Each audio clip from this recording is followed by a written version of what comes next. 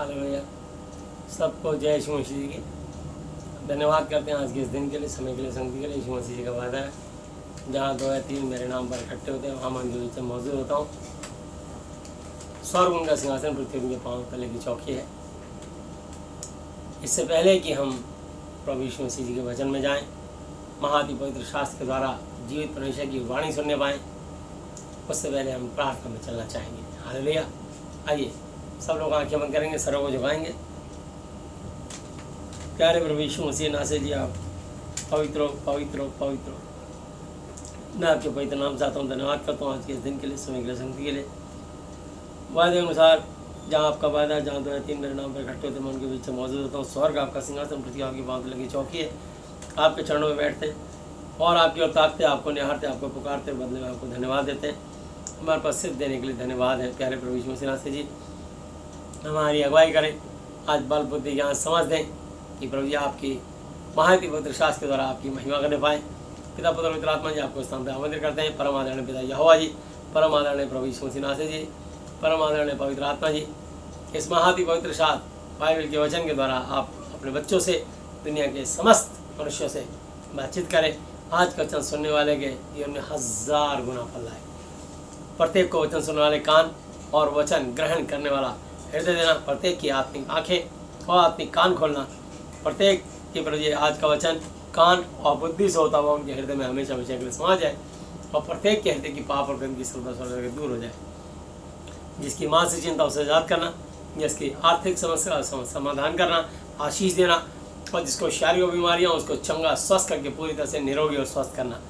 आपसे प्रार्थना विनती निवेदन करते हैं और धन्यवाद करते हैं। जो भी आराधना, स्तुति, महिमा, गवाहियाँ, प्रचार होता है, सब कुछ आपकी महिमा के लिए आपको भाने पाए। बोलने वाला मैं नहीं, वरन मेरे द्वारा आपका पवित्र आत्मा हो। मैं अपने दिल, दिमाग, अपनी बुद्धि, अपनी जीव को आपके कंट्रोल में सौंपता हूँ। कहीं पर मैं नजर ना आऊँ, सिर्फ आपकी महिमा और आपकी वाणी और आपकी तारीफ अंदर आए। प्रभु जी, मैं प्रार्थना करता हूँ, मुझे आप बल बुद्धि ज्ञान समझ दें। इस मट्टी के शरीर को आप अपनी पवित्र आत्मा में ले लीजिए। मेरे अंदर की आत्मा पर आपकी आत्मा का कंट्रोल हो और आपकी महिमा करने पाऊँ। जो आप चाहते हो आपके बच्चों तक आपका सच्चा सुसमाचार पहुँचाने पाऊँ। मुझे बल बुद्धि ज्ञान समझ दीजिए। मैं अपने आप को आपके हाथों में समर्पित करता हूँ और धन्यवाद करता हूँ। आगे समय पल घड़ी आपके हाथों में सौंपते हुए सारी आदर महिमा यीशु मसीह नासरी जी आपको देते हुए धन्यवाद धन्यवाद धन्यवाद की भेंट चढ़ाते हुए सब कुछ अपने उद्धार करता, अपने जीवित नचर प्रभु यीशु मसीह जी के आदरणीय पवित्र पवित्र पवित्र नाम से मांगते हैं, आमीन। हालेलुया। आइए हम देखते हैं यशायाह की पुस्तक 58 चैप्टर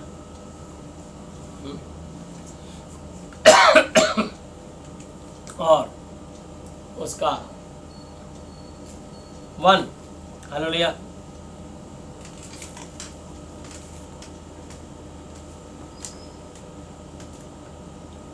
गला खोलकर पुकार, कुछ ना रख छोड़, नरसिंगे का सा ऊंचा शब्द कर। हालेलुया। जैसे नरसिंगा फूंका जाता है, उसका एक बड़ी तेज ध्वनि, बड़ा तेज शब्द होता है, ऐसे ऊंचे स्वर में मेरा वचन सुना। हालेलुया। मेरी वाणी मेरे लोगों तक, मनुष्यों तक पहुंचा। मेरी प्रजा को उसका अपराध, मेरी प्रजा को उसका अपराध, गुनाह, अर्थात याकूब के घराने को उसका पाप जता दे। हालेलुया। वे प्रतिदिन मेरे पास आते और मेरी गति बूझने की, जानने की इच्छा ऐसी रखते हैं मानो वे धर्मी लोग हैं।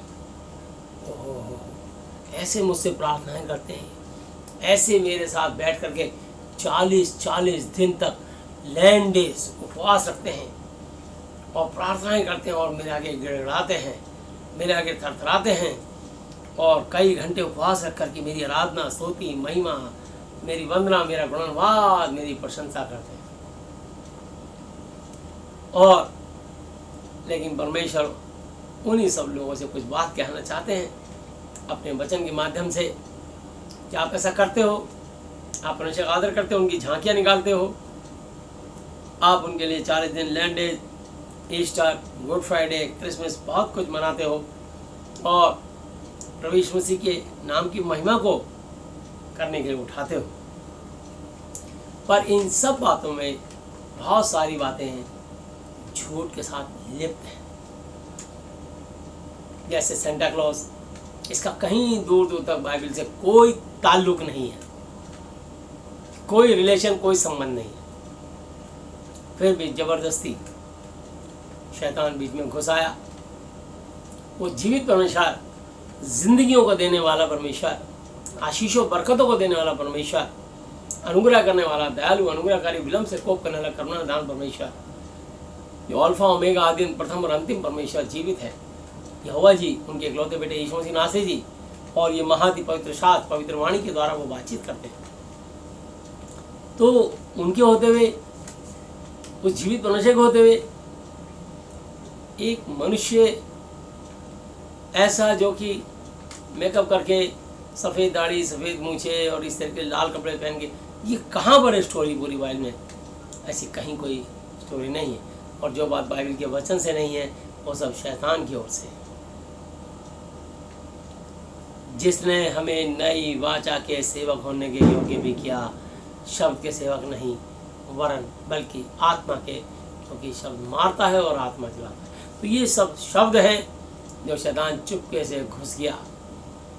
कहाँ से वो क्रिसमस ट्री आया, कहाँ से इतने इतने सारे गिफ्ट जाके लटका, एक परंपरा, एक त्योहार, एक रीति रिवाज, एक व्यवस्था बना ली। और गलातियों 3:10 पे लिखा है, सो जितने लोग व्यवस्था के कामों पर भरोसा रखते हैं वे सब श्राप के अधीन है।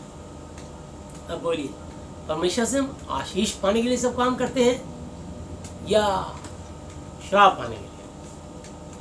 ये निर्णय आप ही को लेना है। हालेलुया। तो परमेश्वर हमको व्यवस्था से निकाल करके विश्वास में प्रवेश कराना चाहते हैं, और विश्वास के द्वारा मेरा और आपका उद्धार, मोक्ष, मुक्ति कराना चाहते हैं। हालेलुया। तो मैं आपको बताना चाहता हूँ 2 आयत। प्रतिदिन मेरे पास आते और मेरी गति, मेरी चाल बूझने, जानने की इच्छा ऐसे रखते हैं कि मानो वे बड़े धर्मी लोग हैं, जिन्होंने अपने परमेश्वर के नियमों को नहीं टाला। वे मुझे धर्म के नियम पूछते और परमेश्वर के निकट आने से प्रसन्न होते हैं। वो कहते हैं कि क्या कारण है, क्या रीज़न है कि हमने तो उपवास रखा, परंतु हे जीवित परमेश्वर, तूने इसकी सुधि नहीं ली। तूने हमारे उपवास पे नजर ही नहीं डाली। हमने 1 दिन नहीं, 2 दिन नहीं, 3 दिन नहीं, 5 दिन नहीं, 10 दिन नहीं, 15 दिन नहीं, 20 दिन नहीं, 25, 30, 40 दिन उपवास रखे, फिर भी आपने हमारी सुधि नहीं ली। हाँ, आपने हमारी दुआएं कबूल नहीं करी, नहीं सुनी। आखिर इसका कारण बताइए। तो परमेश्वर आपको ये कारण बताने जा रहे हैं। हमने दुख उठाया, परंतु तूने कुछ ध्यान नहीं दिया। बोले हमने 8 घंटे तक सवेरे भोर में 6 बजे से लेकर शाम को 4 बजे तक उपवास रखा, 6 से शाम को 6 बजे तक 12 घंटे उपवास रखा, परंतु यही जीवित परमेश्वर, आपने हमारी सुधि नहीं ली। क्यों? मेहरबानी करके कारण बताइए। तो परमेश्वर आपको ये बात बताने जा रहे हैं, अपने वचन से सुनिए। सुनो, उपवास के दिन तुम अपनी ही इच्छा पूरी करते हो और अपने सेवकों से कठिन मुश्किल कामों को कराते हो। जो तुम्हारे सेवक हैं, तुम्हारी अधीनता में है, वो भी इंसान है, मेरे बनाए हुए मनुष्य हैं, और उनके ऊपर भारी भारी बोझ लाद करके, उन पर बर्डन डाल डाल के उनसे ऐसे ऐसे काम कराना, उनको सताना, उनका दिल दुखाना, उनके आंसू गिराना, उनको यातना देना, उनको हर्ट करना, ऐसे काम करते हैं। सुनो, तुम्हारे उपवास का फल यह होता है कि तुम आपस में ही लड़ते और झगड़ते और दुष्टता से घूंसे मारते हो। तुम अपने अपने घरों में आपस में ही, पति पत्नी में, बच्चे बच्चों में, भाई बहन से, बहन भाई से, बच्चे अपने माता पिता से, माता पिता अपने बच्चों से, और कुछ अपने पड़ोसियों से आपस में कुटिल बातें, गंदे गंदे शब्दों के साथ, अल्फाजों के साथ, जिसको गाली भी कह सकते हैं। इस तरीके से तुम होता उपवास, देखने को तुम धर्मी, पर तुम ऐसा करते हो। और मैं स्वर्ग से सबको देखता हूं। ये बात मैंने आपसे कितनी बार कही कि जो तुम हरकतें करते हो तो देखना तो दूसरे नंबर का स्टेप है। पहले नंबर का स्टेप तो मैंने 139 भजन संहिता में लिखा है। क्या है देखिए,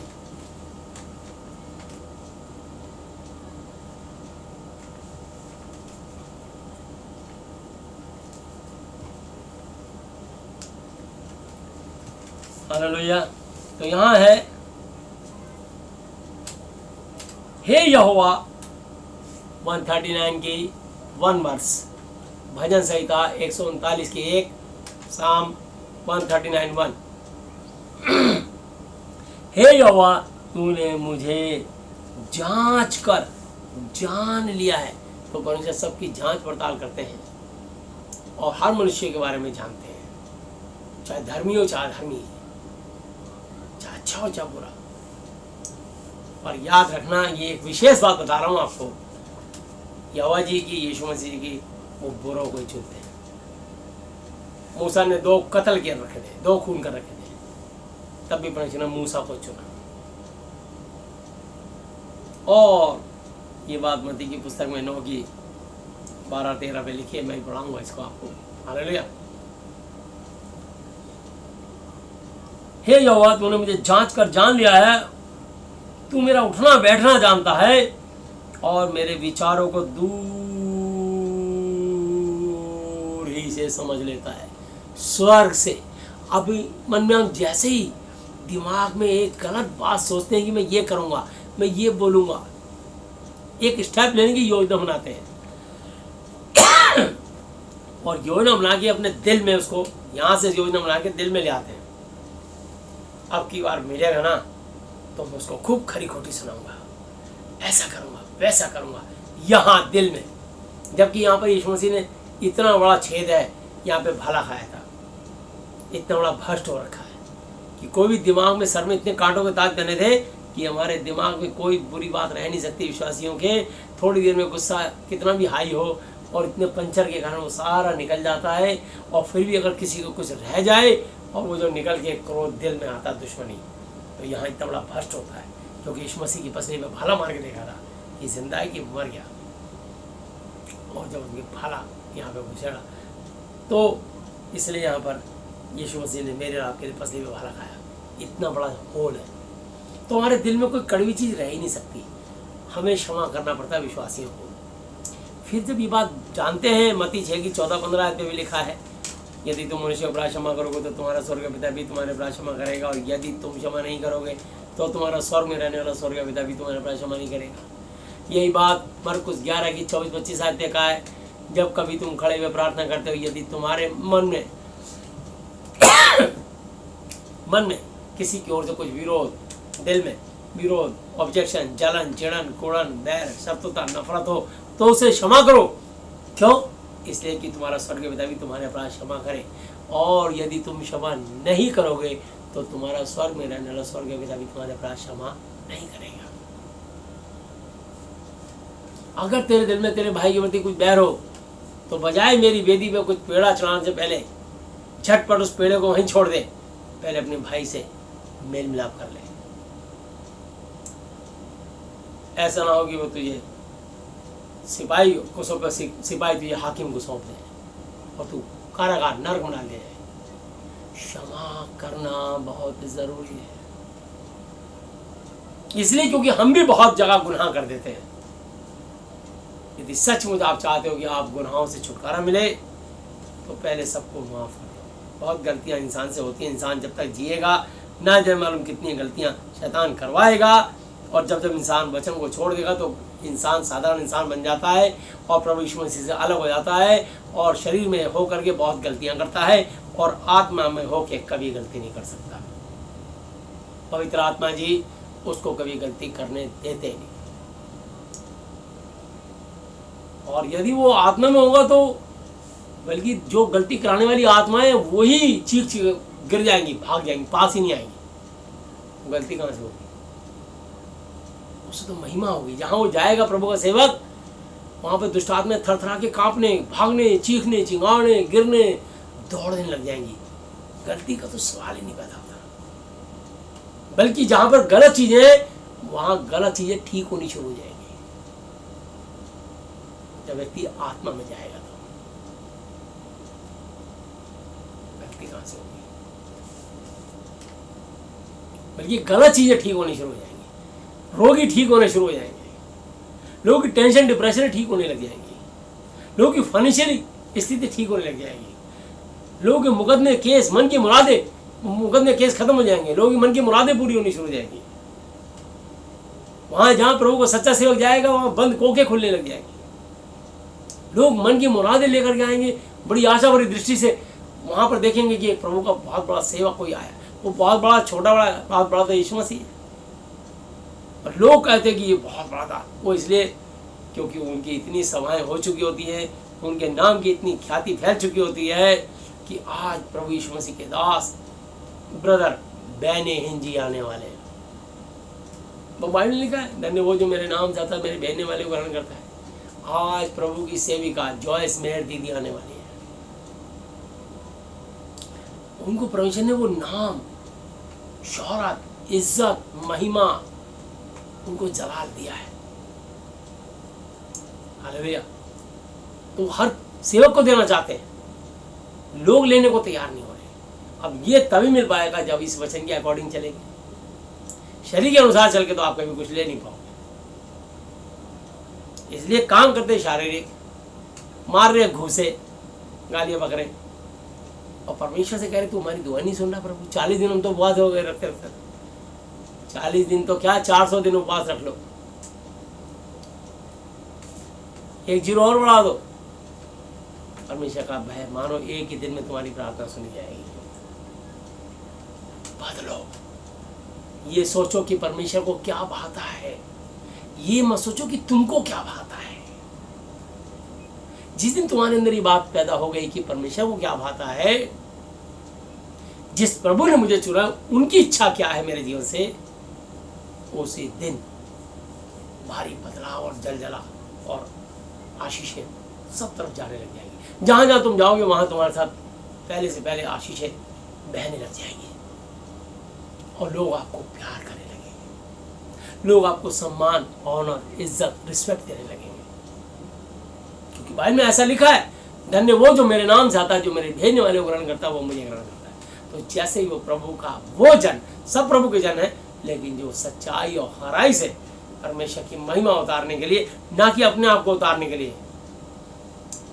प्रभु जी आपने मुझे आज मौका दिया कि मैं इस इतने बड़े मंच पर खड़ा होकर के आपकी तारीफ, आपकी महिमा उतार सकूं, आपके कार्यों का गुणगान कर सकूं, आपकी शिक्षा को मैं आपके बच्चों तक पहुंचा सकूं। ये खुशनसीबी की बात है। तब परमेश्वर का आत्मा अद्भुत रीति से काम करता है। हालेलुया। सो मैं आपको यहाँ बताना चाह रहा हूँ, तू मेरा उठना बैठना जानता है, मेरे विचारों को दूर ही समझ, यानी जो हमारे थिंकिंग तक को समझ लेता। अभी देखिए कर्म की तो बात अलग ही हो गई। कर्म तो इंसान शरीर से करता है कि हम ये करेंगे वो करेंगे, सिर्फ विचार ही करोगे। मैंने लिखा शरीर का दिया तेरी आँख है, तेरी आँख उजली हो तो तेरा पूरा शरीर भी उजियारा। अगर आँखों से तुमने किसी औरत पे कुदृष्टि डाली और बुरा विचार किया कि बहुत खूबसूरत, बड़ी सुंदर है, और अपने मन में उसके प्रति गलत लालसा की, तो तूने उससे विचार कर लिया, इतना सोचते। अब बताइए कितनी खतरनाक बात है। तो कर्म तो बड़ी दूर की बात है। इसलिए परमेश्वर ने कहा था तू व्यभिचार न करना, या वजह ने सिर्फ ये कहा था कि व्यभिचार न करना। पर यीशु मसीह जी ने दोनों बातें बोल दी, एक बात और मेंशन कर दी, आज्ञा में बढ़ा दी, तू व्यभिचार न करना और तू परस्त्री गमन ना करना। मैं जानता हूं यीशु मसीह कहते हैं कि इंसान व्यभिचार करने से बाज नहीं आता, व्यभिचार हो जाता है। इसलिए मैंने इसको एक और स्टेप आगे बता दिया कि अगर व्यभिचार में आगे जा रहा है तो रोक ले अपने आप को, और परस्त्री गमन कभी कदापि ना करना। यीशु मसीह ने एक बात और आज्ञा बढ़ा दी। हालेलुया। पुराने नियम को नए नियम में मर्ज किया है, लेकिन उसमें एक बात और मेंशन कर दी। हालेलुया। तो मैं आपको बताना चाहता हूँ वापस, जो हमारे विचार हो, देखो मेरे चलने और लेटने की तू भली भांति छानबीन जांच पड़ताल करता है। देखिए आप कमरे में कब क्या लेट रहे हैं, कहाँ बाथरूम में, कहाँ गुसलखाने में क्या है, आप वॉशरूम में क्या कर रहे हैं, आप छत पे क्या कर रहे हैं, आप अपने जीवन में कहाँ पर कार के शीशे बंद करके आप अंदर शराब पी रहे हैं, आप अपनी लैट्रिन में छुप के बीड़ी सिगरेट पी रहे हैं, आप कहाँ पे गुटखा खा रहे हैं, आप कहाँ पर किसी लड़की के साथ रिलेशन बना रहे हैं, आप किस गुफा में छुप के काम कर रहे हैं, गेस्ट हाउस में जा करके। परमेश्वर एक एक बातें, जब तुम प्लान ही करते हो इस काम को करने के लिए, विचार ही करते हो, वो तब जांच लेते हैं। तुम आगे अगर जो काम कर रहे हो तो सब जानते हैं। अब इतना पवित्र परमेश्वर है, आप सोच लीजिए। इसलिए लिखा है इब्रानी 10:31 पे, जीवते परमेश्वर के हाथों पढ़ना भयानक बात है।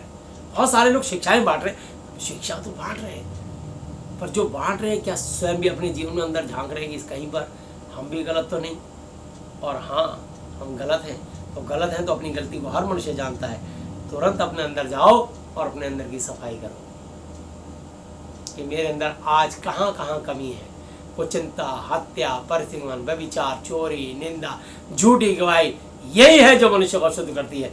तो अपने अंदर सब मनुष्य जांचे कि अभी मेरे अंदर कौन कौन से मेरे पार्ट्स खराब हैं, कौन कौन से मेरे शरीर के ये अंग अभी भी मैले हैं, गंदे हैं और निर्मल और शुद्ध पवित्र नहीं हुए हैं। इसलिए पश्चाताप करें और माफी मांगे प्रभु से, और यदि आपसे वो चीज नहीं छूट रही तो आप परमेश्वर के आगे चरणों में रख दीजिए। मत्ती 19:26 के अनुसार कि प्रभु जी इस जगह पर मैं हार रहा हूँ।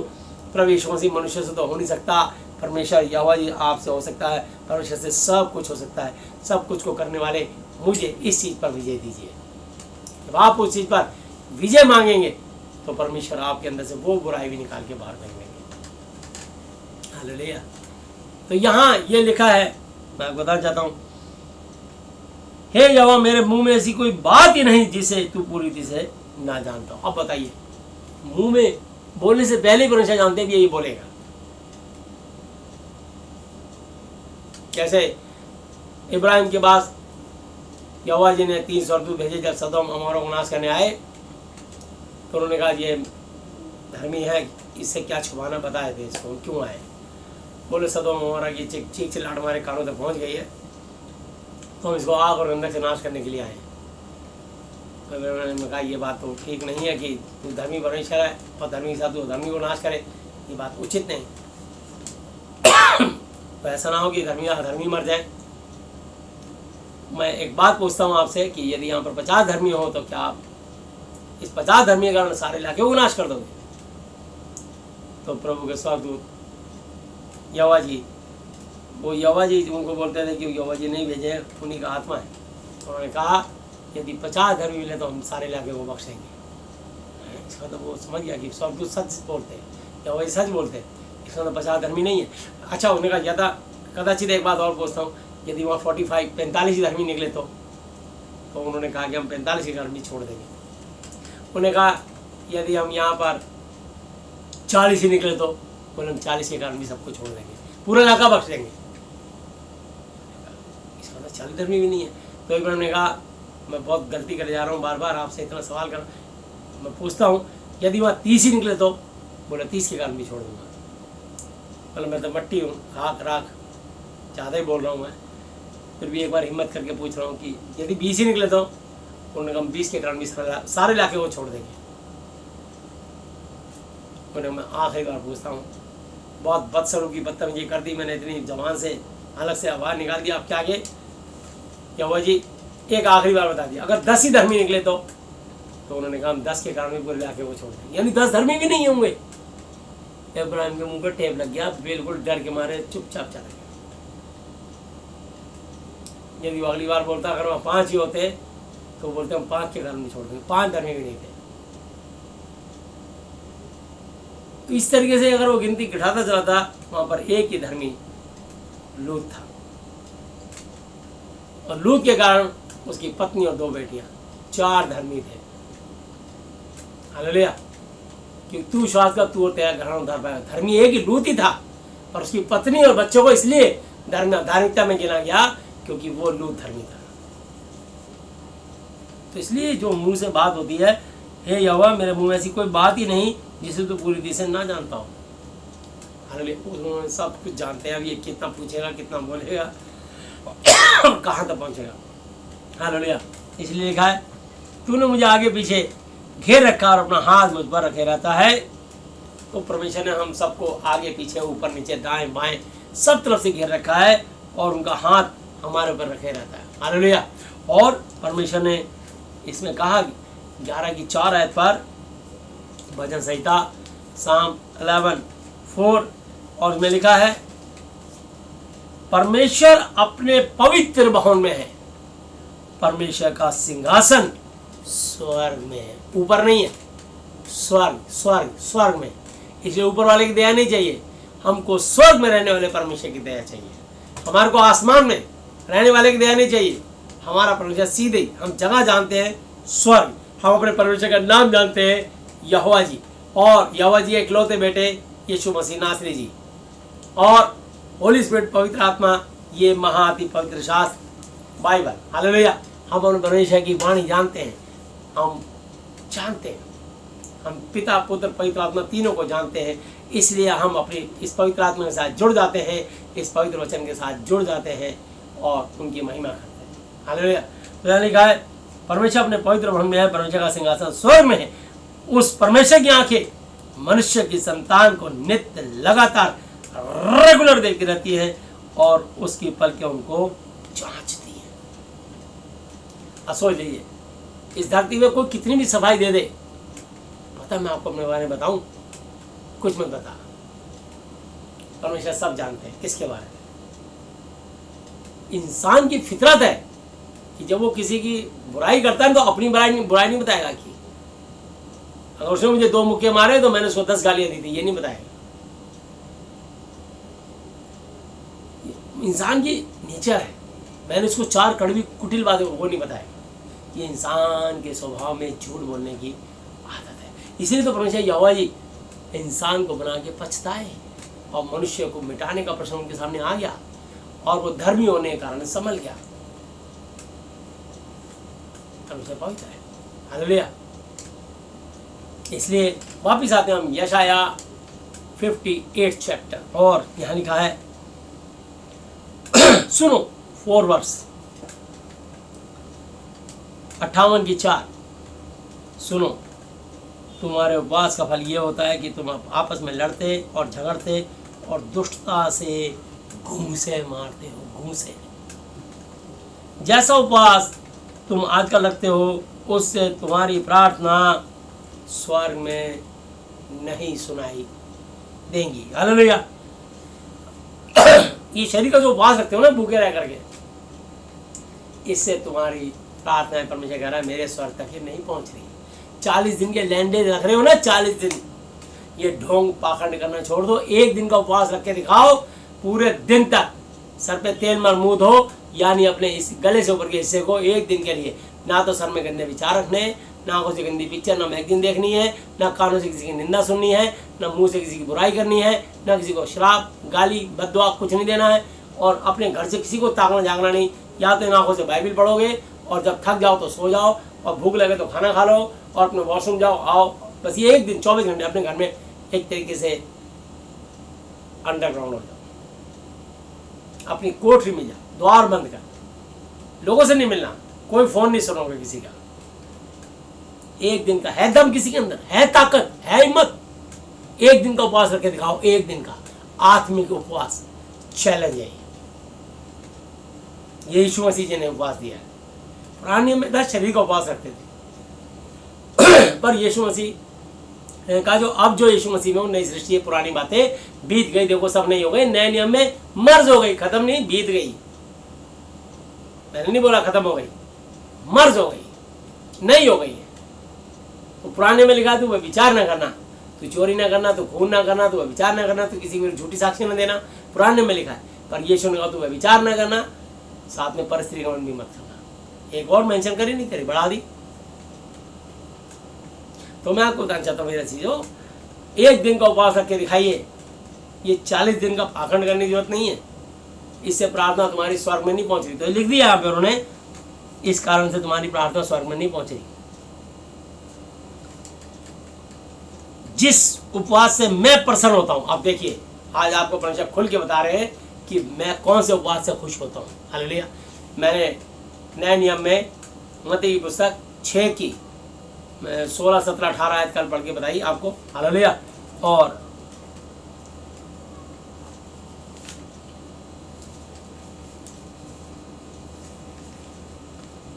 छः की 16, 17, 18, जब तुम उपवास करे तो कपटियों के तरह तुम्हारे मुंह पर, कपटियों की नाई तुम्हारे पर उदासी ना छाई रहे, क्योंकि वे अपना मुंह बनाए रहते हैं ताकि लोग उन्हें उपवासी जाने। मैं तुमसे सच कहता हूँ कि अपना प्रतिफल पा चुके। परंतु जब तुम उपवास करे तो अपने सिर पर तेल मल और मुँह धो, ताकि लोग नहीं परंतु तेरा पिता जो गुप्त में देखता है, स्वर्ग में देखता है, वो तुझे उपवासी जाने। इस दशा में तेरा पिता जो स्वर्ग से देखता है, गुप्त में देखता है, तुझे प्रतिफल, ब्लेसिंग, आशीष देगा। और परमेश्वर ने तो, आप पापियों के बारे में क्या बात करते हो कि प्रभु ये बहुत बुरा है, ये फलाना है, ढिमकाना।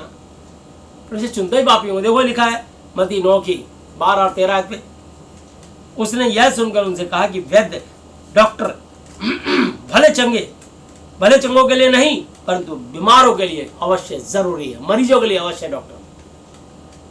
सो तुम जाकर इसका अर्थ सीख लो। मैं बलिदान नहीं परंतु दया चाहता हूँ, क्योंकि मैं धर्मियों को नहीं परंतु पापियों को बनाने आया हूँ। तो परमेश्वर धर्मियों को नहीं चुनते। धर्मी तो पहले से अच्छा इंसान है। एक धर्मी को क्या धर्मी बनाए आप बताइए। बुरे को अच्छा बनाना है, खराब चीज को सही करना है, बेकार चीज को सुंदर करना है। अगर इस घर को सुंदर करना चाहते हैं, इसमें व्हाइट वॉश, आप प्लास्टिक पेंट डिस्टेम्बर कर, ये सुंदर बन सकता है। तो आप सुंदर बनाने के लिए कुछ भी कर सकते हैं। यहाँ टाइल लगा सकते हैं, आज और खूबसूरती कई तरह के डिजाइनिंग वॉलपेपर लगा सकते हैं। आप सुंदर सुंदर महंगी चीज, अच्छी अच्छी नई नई चीजें लगा सकते हैं। मतलब आप किसी खराब चीज को सुंदर बना सकते हैं। पर जो पहले से सुंदर, उसको क्या सुंदर बनाएंगे। एक 5 स्टार होटल पहले से खूबसूरत है, जहाँ एक पत्ता तक गिर रहा तो एकदम सफाई कर रहे हैं। एक बहुत महंगा अस्पताल है, तो आप उसमें जैसे मैक्स फोर्टिस्ट है और बहुत महंगे अपोलो है, वहाँ पत्ता भी गिरने से पहले एकदम फटाक पोछा लग जाता है। लोग जैसे गुजरते हैं, सफाई होती रहती है। मतलब इतना टाइट चमका देते हैं, आईने की तरह चेहरा दिखाई देता है। आप लगता है नहीं कि अस्पताल में, आप लगता है किसी 5 स्टार होटल में, आप लगता है किसी गेस्ट हाउस में। इतनी स्वच्छता, इतनी क्लीन था, एकदम क्लीन, समझे ना। सब जगह एकदम क्लीन कर देते हैं। ऐसी स्वच्छता, ऐसी सफाई, इतना क्लीन, एकदम क्लियर। तो वहां पे इतनी सफाई रखते हैं, क्या है। ऐसे परमेश्वर भी चाहते हैं कि आप अपने अंदर से हृदय को सुंदर कीजिए, आप अंदर से मंजाई करें। जैसे कि एक हलवाई अपनी कढ़ाई में, क्योंकि उसे पता है पूरी सब्जी, खीर, हलवा सब अंदर बनना है, इसलिए ईंटों से रगड़ करके कढ़ाई को अंदर से चमकाता है। बाहर से वो कोयले की तरह काली रेट होती है, क्योंकि आग की भट्टी पे फिर उस पर काला धुआं चढ़ेगा और उसको और काला कर देगा। इसी प्रकार इंसान के अंदर की ये मानवता है कि उसे पता है मैं बाहर दुनिया में अपना रूप दिखाऊंगा, इसलिए बाहर सबको नहा धो के साफ सुथरा करके और मेकअप करके और बढ़िया से वस्त्र और अपने टाई टूई लगा के और बढ़िया लाल लिपस्टिक लगा के वो अपना मेकअप करके पूरी तरह से एक दूसरा मुखड़ा सामने रख देते हैं। पर अंदर से वो जानते हैं कि कितने कुरूप हैं, किसके अंदर अभी कितनी कमियां हैं। ये हर व्यक्ति अपने बारे में जानता है, और यीशु मसीह बस यही चाहते हैं। वो किसी का धर्म, किसी का रिलीजन, किसी का मजहब, किसी की जाति, किसी का कास्ट ये बदलने के लिए आए नहीं। फतवाएं हैं कि मनुष्य को अंदर से क्लीन करें और मनुष्य के अंदर की स्वच्छ कर दें, उसके सोच विचार, उसके माइंड को सुंदर कर दें, उसकी आंखों से वह विचार निकाल के सुंदर निर्मल बना दें। इसलिए सब भैया दीदी बोलते हैं। कोई गुरुजी, बाबा जी, भगत जी, महाराज जी या फादर नहीं बोल सकता मुझे, भैया दीदी। तो ये आत्मिक रिश्ता, हमारी आत्मा से जो रिश्ता है, हम आत्मा में सब भाई बहन हैं। हालेलुया। ये बाहर के रिश्ते हैं, माता पिता, भाई बहन, पति पत्नी, बेटा बेटी, ये बाहर के रिश्ते हैं संबोधन करने के लिए। पर आत्मा का रिश्ता अंदर का जो होता है, यीशु मसीह की माता और उसके भाई बहन जो बाद में उससे जन्मे थे मिलने आए, यीशु ने कहा, आत्मा के रिश्ते में कहा, मैं नहीं मिलना चाहता, मैं उन्हें नहीं जानता। मेरी माता और मेरे बहन भाई वो जो मेरे पिता यहोवा जी का वचन सुनते और मानते, अपने चेलों की ओर कहा। यीशु मसीह आत्मिक रिश्ते थे, वो अंदर से प्रेम करने, वो अंदर से वो सबको, उनका हृदय इतना निर्मल है, इतना पवित्र है कि दुनिया के जितने बड़े पाप में जी रहे हैं लोग, खून खराबे में, गंदे कामों में जी रहे हैं, जो पाप में जी रहे हैं, लिप्त हो रखे और बीमारियों में हैं, किसी को कैंसर है, किसी को एड्स है, किसी को फफोले हैं, कोई जल गया है, कोई मरने को हो रहा है, तो उनको प्यार करके उनके घावों में मलहम लगा के उनको ठीक कर देते हैं। क्योंकि यीशु मसीह की आंखें आत्मा को देखती है, जो अंदर पीड़ा में अस्पताल में तड़फ रहा होता है, जिसके अपने भी उसको छोड़ जाते हैं, पैसे ना होने के कारण वो जमीन पर पड़ा है, उसको एक बेड तक नसीब नहीं होता।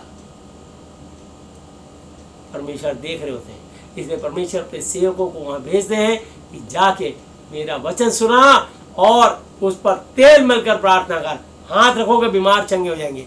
सिर्फ तू तेल यीशु के नाम से मेरा लहू उस पर उतार दे। Blood of Jesus, thank you Jesus, आमीन।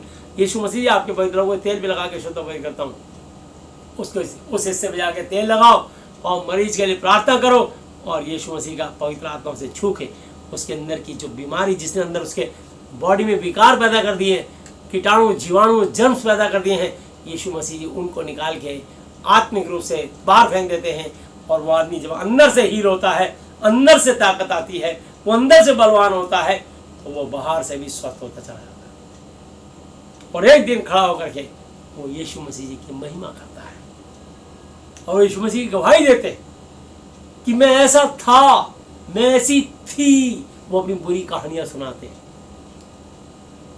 जब सबने मुझे छोड़ दिया, तब यीशु मसीह नासरी जी ने अपने किसी एक सेवक के द्वारा भेजा और अपना ये सुसमाचार, अपना वचन सुनाया। उनका गॉस्पल, उनका सुसमाचार मेरे तक पहुंचा और मैंने इस वचन पे कान लगाया। और जैसे मैंने इस वचन पे विश्वास किया, भरोसा किया, मैं तो उस समय इतना निर्बल था कि मेरे हाथ में एक तरफ ग्लूकोज चढ़ रहा था, एक तरफ खून चढ़ रहा था और मेरे अपने भी मुझे छोड़ गए थे, कोई पैसा था नहीं और बिल्कुल मेरे को कोई देखने वाला नहीं था। तो परमेश्वर ने वहाँ पर किसी के दिल में तरस डाला, इसके लिए प्रार्थना कर। किसी नर्स के दिल में तरस डाला, इसकी देख रेख कर, इसको अटेंड कर। इसलिए परमेश्वर इतनी तनख्वाह देते हैं। और वो नर्स और जो डॉक्टर अपने जमीन को बेच करके अस्पताल की दवाइयाँ और जो रुई पट्टी चुरा के लाते हैं, उनके घरों पे श्राप आता है। वो खुद भयंकर रोगी और बीमार हो जाते हैं। ये परमेश्वर का न्याय है। जब ऐसी जैसी हाथों से चोरी करोगे, परमेश्वर ने आपको सरकारी तनख्वाह दी है, इसलिए कोई पुलिसमैन अपनी वर्दी पहनने के बाद अगर वहां से वो कहीं से किसी घूस रिश्वत देके किसी का दिल दुखा के पैसा छीन के लाता है और जब अपने बच्चों को खिलाता है, तो उसके घर में वो बीमारियां, भयानक बीमारियां, दुष्ट आत्माएं प्रवेश कर जाती हैं। तो कुछ पैसे लेकर के कागज की कार्रवाई पूरी हो जाती है। और जब अपने इंसान जमीर को बेचता है, परमेश्वर देख रहे होते हैं। वो न्याय है। वो एक एक की रिकॉर्डिंग बन रही होती है, आपकी रिकॉर्डिंग सबकी पहुंचेगी। सबका एक ना एक दिन शरीर मरेगा, आत्मा किसी की नहीं मरेगी, किसी की भी।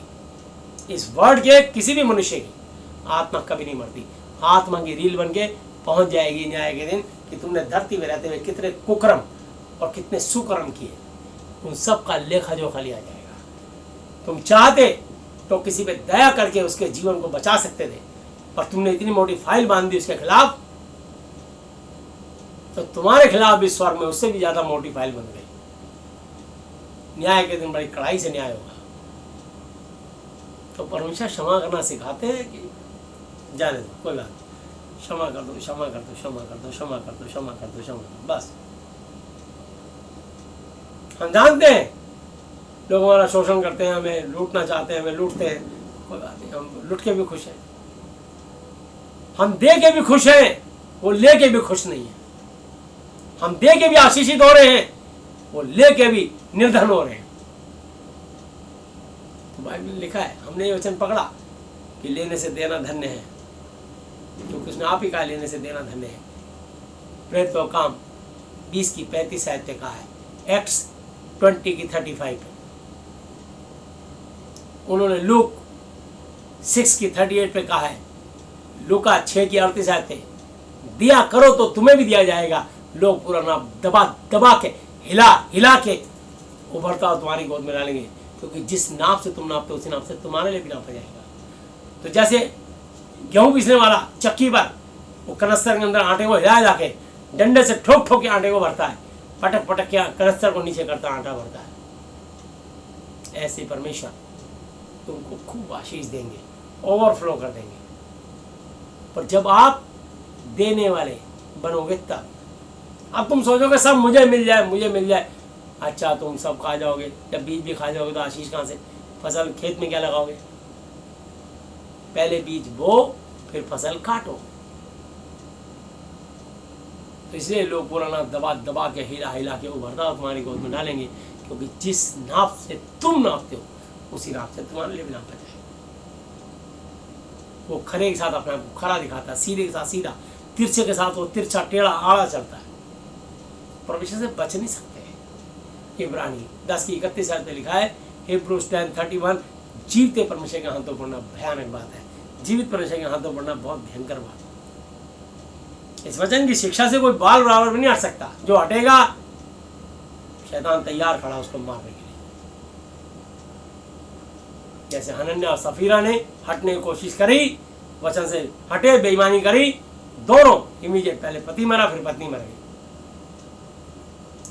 जिसने इस वचन से हटके जरा सी चालाकी दिखाई, दुखों का पहाड़ टूट गया उसके जीवन में।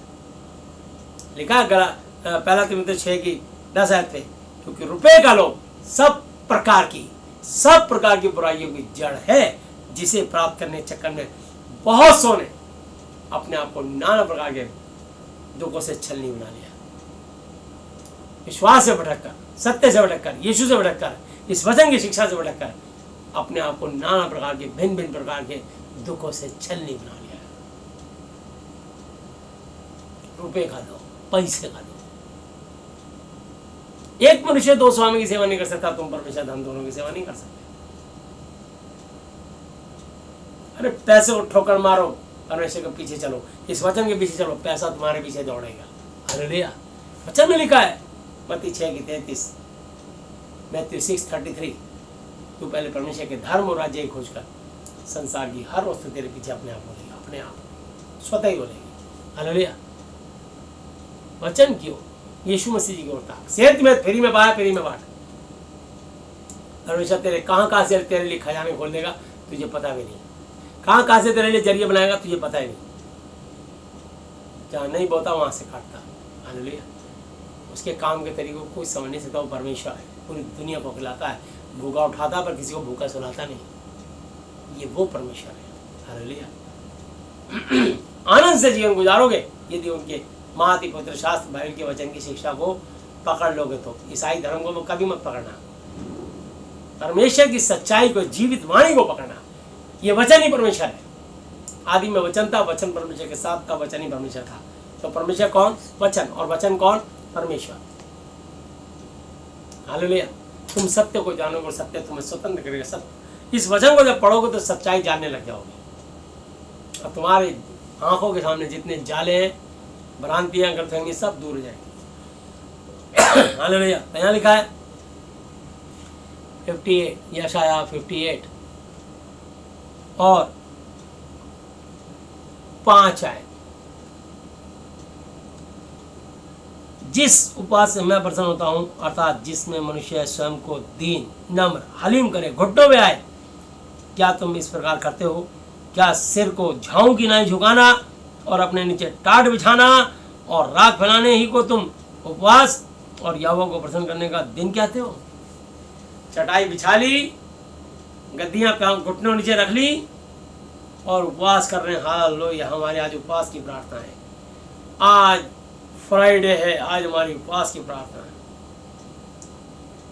आज संडे है, आज हमारी उपवास की प्रार्थना है। सब दिन बराबर है, जब चाहो।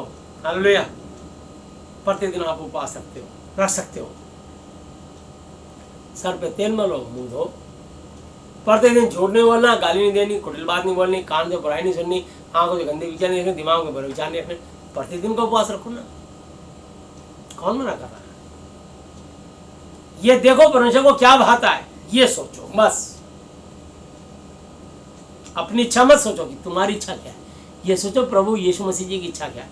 इफिसियों की पत्री में लिखा है, हालेलुया, इफिसियों की पत्री 5 अध्याय, इफिसियों की पत्री 5 चैप्टर,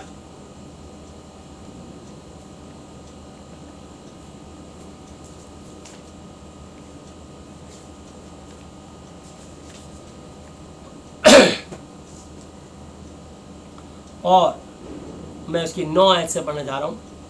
क्योंकि ज्योति का फल सब प्रकार की भलाई और धार्मिकता और सत्य है, और यह परखो कि प्रभु यीशु मसीह जी को क्या भाता है। ये परखो तुम्हारे परमेश्वर यहोवा जी को क्या भाता है। ये परखो कि महाअति पवित्र शास्त्र की आज्ञा शिक्षा क्या चिताता है। ये परखो। ये मत सोचो कि मेरे दिल में क्या है, ये मत सोचो मेरे दिमाग में क्या है, ये सोचो परमेश्वर की आज्ञा क्या है। हालेलुया, आज्ञा क्या है, बस उनकी आज्ञा में चलना है। आज्ञा से दाएं या बाएं बिल्कुल बाल बराबर इधर से उधर नहीं होना।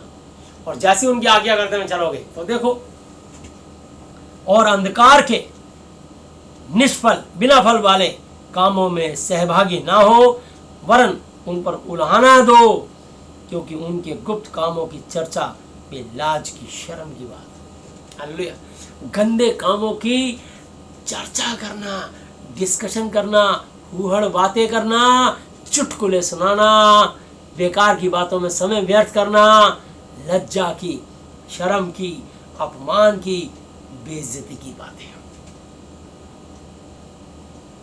जितना समय इतना चुटकुलेबाजी में करोगे, परमेश्वर से बातें करो, उनके वचन के साथ संगति करो। ओ यहाँ लिखा है, पर जितने कामों को लाना दिया था वे सब ज्योति से प्रकट होते हैं, क्योंकि सब कुछ को जो प्रकट करता है वो ज्योति है।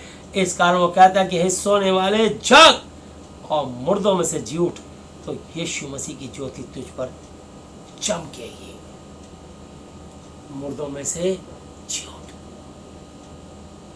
तो जब तक हम यीशु मसीह जी को नहीं जानते थे, अज्ञानी थे, गूंगी बहरी मूर्तियों के पीछे जैसे चलाए जाते वैसे चलते थे। पर जब ये जीवित परमेश्वर की वाणी मिली, सब मूर्तियों का बहिष्कार कर दिया, चाहे वो यीशु मसीह की हो, चाहे वो मरियम की हो, चाहे वो क्रॉस का निशान हो। हमने किसी धर्म को ना तो अडॉप्ट किया है और ना किसी को कराते हैं और ना कभी कराएंगे। ये वाचा है हमारी। सच्चे जीवित परमेश्वर की वाणी को सुना है, जाना है, और वो जनमाने से कभी रुकेंगे नहीं, आखिरी जान देने तक। और वो भी उन्हीं को सुनाएंगे जो सुनना चाहेगा, डिस्कस करना चाहेगा, आशीष पाना चाहेगा, जो संकट मुसीबत विपत्ति में गुजर रहा होगा, उन्हीं के पास जाएंगे। सुखी खुशहाल आदमी के पास जाने के लिए हमारे पास समय नहीं है। धनवान के पास तो बिल्कुल नहीं, वो तो अपनी पैसे के दम पर कूदता है। पर धनवान भी अगर संकट में आ जाए, उसके लाखों करोड़ों रुपए लगा के हार गया है, वहां मैं जाने को तैयार हूं,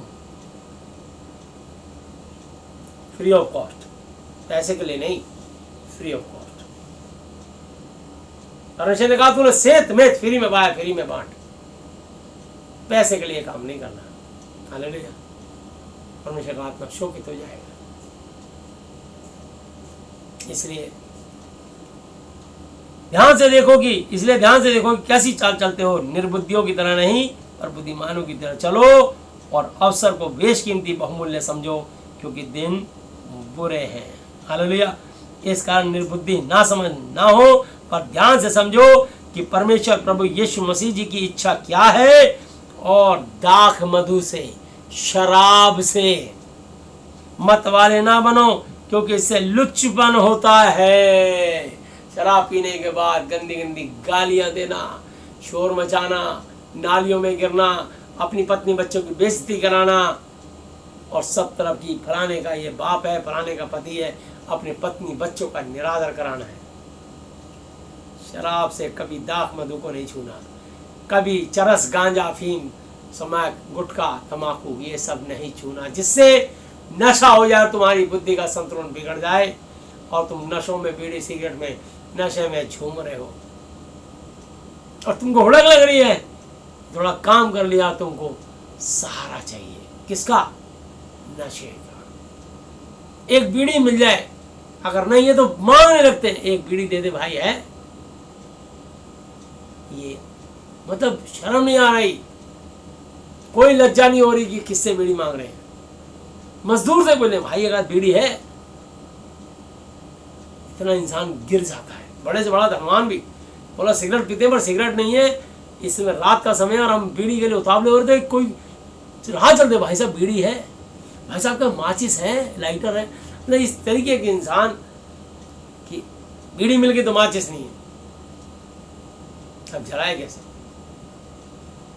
यानी वो उस आत्मा का वशीकरण हो रखा है, उस आत्मा ने उस पर कैप्चर कर रखा है। और जब ये सच्चा वचन आएगा, इस वाणी को सुनेगा, पढ़ेगा, तो दुष्ट आत्माएं टूट जाएंगी, छूट जाएंगी और व्यक्ति आजाद हो जाएगा। इंसान कोई बुरा नहीं होता, दुष्ट आत्माएं बुरी होती हैं।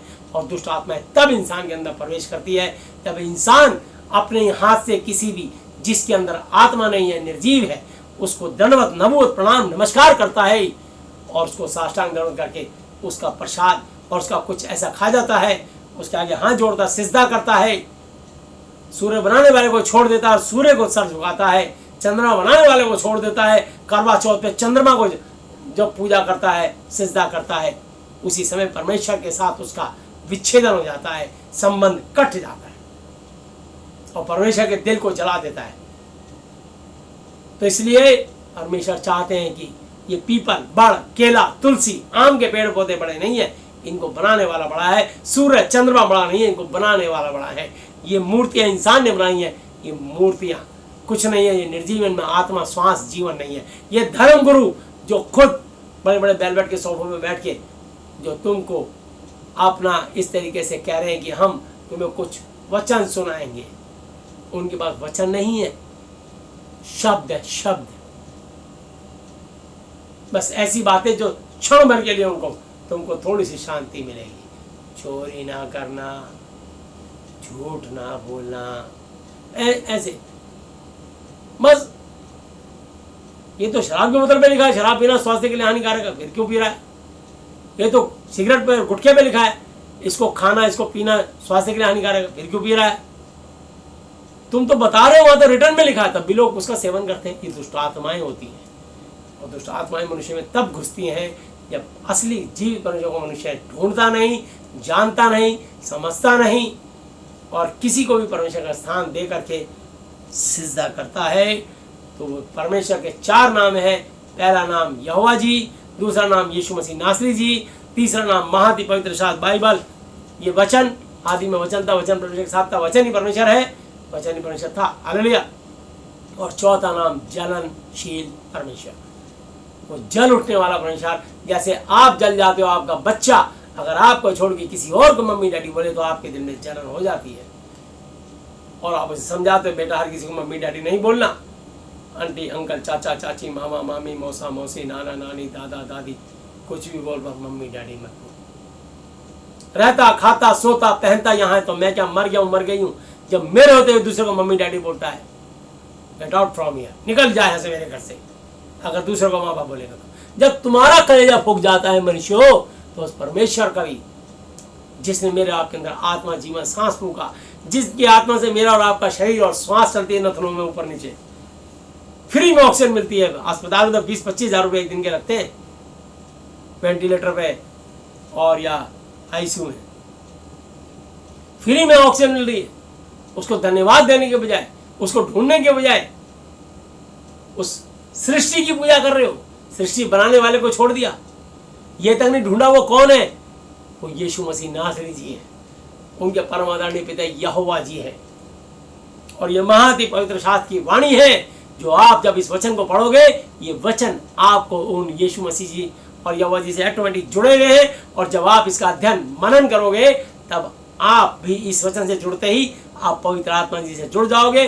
पवित्र आत्मा जी यीशु जी से जुड़े हुए और यीशु मसीह यहोवा जी से जुड़े हुए, और तुम्हारे बुरे दिन उसी समय खत्म होने शुरू हो जाएंगे। तो यहाँ लिखा है,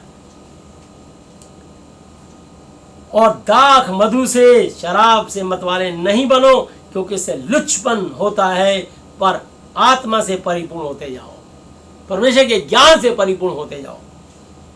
और आपस में भजन और स्तुति गान और आत्मिक गीत गाया करो, और अपने अपने मन में प्रभु यीशु मसीह के सामने गाते और कीर्तन करते रहो, और सदा सब बातों के लिए हमारे प्रभु यीशु मसीह जी के नाम से परमेश्वर पिता यहोवा जी का धन्यवाद करते रहो, और यीशु मसीह के भय से एक दूसरे के अधीन रहो।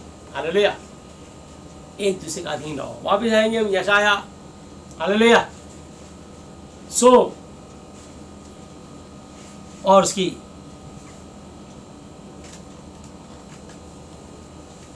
6 आयत,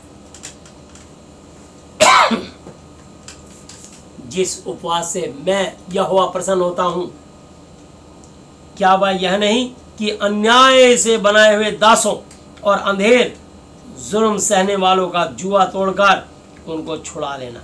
हालेलुया।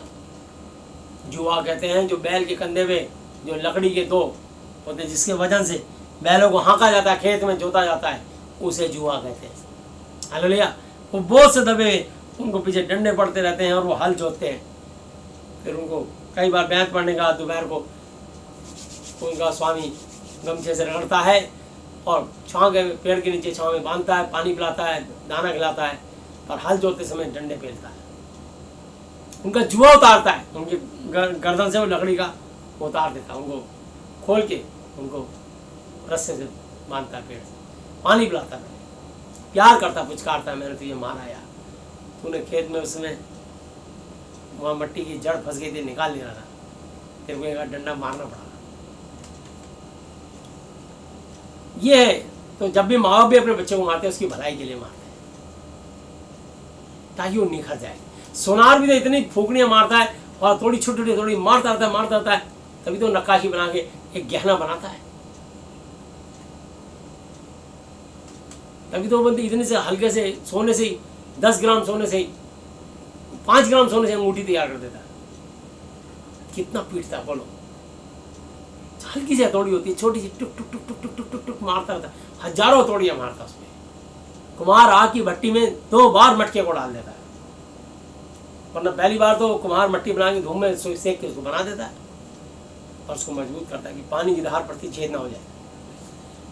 इसलिए माँ बाप भी अपने बच्चों को अच्छी बढ़िया चीज़ें खिला करके और एक्सरसाइज करा करके उनके मसल्स मजबूत बनाते हैं। बेटा यंग है तो तेरी जवानी में इतनी ताकत होनी चाहिए कि जब कहीं तेरे शरीर पे कोई तुझे बोझ उठाना पड़ जाए तो जीवन में हर चीज़ का तू सामना कर सके। ये इसलिए तो एक्सरसाइज जो आदमी करते हैं, जिम जाते हैं, कहीं नहीं जाते हैं, उनके मसल्स, उनके शरीर के अंदरूनी अंदर इतनी पावर रहे कि वो हर बुराई का, कहीं मुसीबत का सामना कर सके, मुकाबला कर सके। तो यहाँ लिखा है,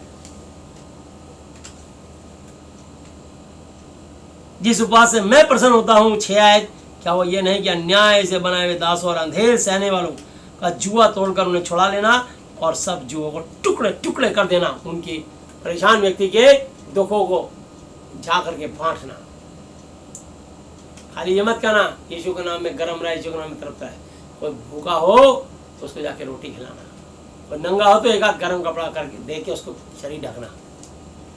अगर नया देने की ताकत नहीं तो पुराना इसको दे देना और उसके शरीर को ठंड से बचाना।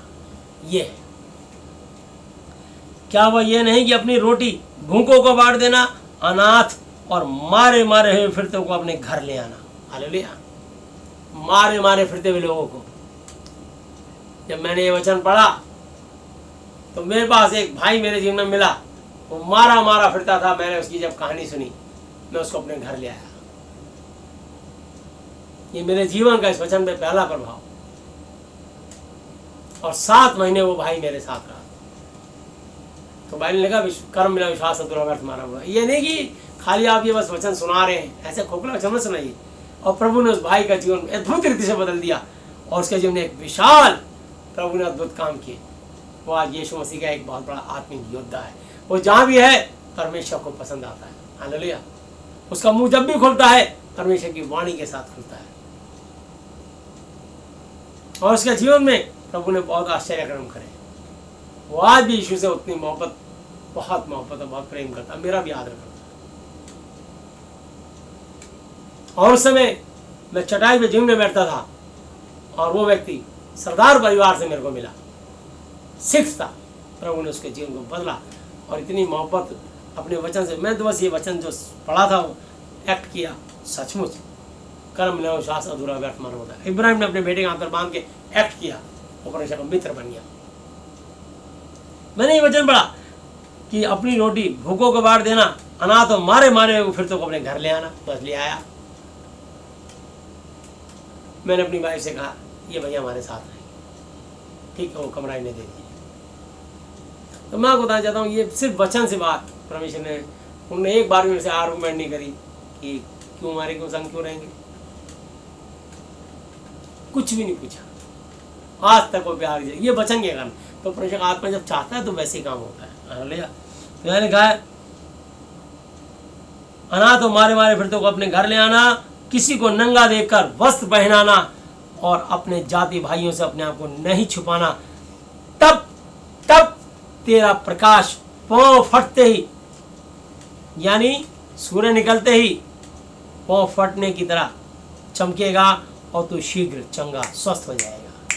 तेरा धर्म तेरे आगे आगे, तेरा धर्मी परमेश्वर यहोवा का तेज तेरे पीछे रक्षा करते चलेगा। तब तू पुकारेगा, दुहाई देगा, प्रार्थना करेगा और यहोवा उत्तर देगा।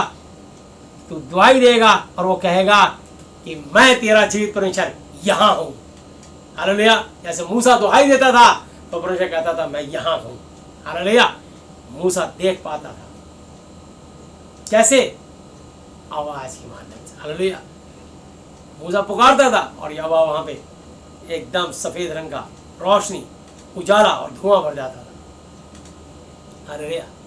परमेश्वर इतना तेजस्वी है कि वो उसको देख नहीं सकता। पर मूसा ने एक बार इच्छा रखी तो परमेश्वर का तू इस चट्टान की छेद में घुस जा और मैं इस पर हाथ रख लूंगा, जब मैं दूर चला जाऊंगा तो मुझे पीछे जाते देख सकता है। तो यहोवा जी ने मूसा को दर्शन तो दिए पर बैग से, क्योंकि जो सूरज से भी तेज रोशनी में रहता है उसको इंसान देखेगा तो बीच में से फट जाएगा, भस्म हो जाएगा, मर जाएगा, जीवित नहीं रह सका परमेश्वर को देखते ही। ये लोग कहते हैं ना मैंने भी परमेश्वर को देखा, परमेश्वर ने मुझसे बातें करी। बहुत लोग झूठ बोलते हैं। सच ये है अगर वचन से बोलते हैं तो वो सच बोलते हैं। परमेश्वर वचन देगा उनके कान में, प्रभु का आत्मा तुझसे कह रहा है ये वाला वचन इनको सुना दे, वो सचमुच परमेश्वर उससे बातें करेगी।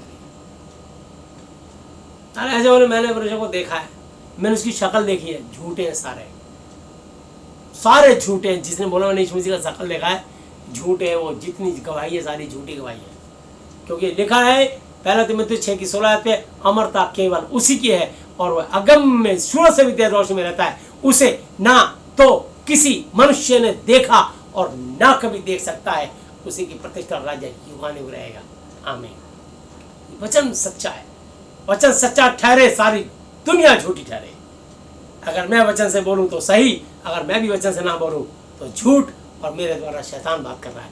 जब तक मैं वचन से बोलूं मेरी सुनना और मानना, अगर वचन से मैं भी ना बोलूं तो मेरी भी मत सुनना और मानना। मुझे देखोगे तो गड्ढे में गिरोगे, पर इस जीवित परमेश्वर यीशु को देखोगे तो स्वर्ग तक पहुंच जाओगे।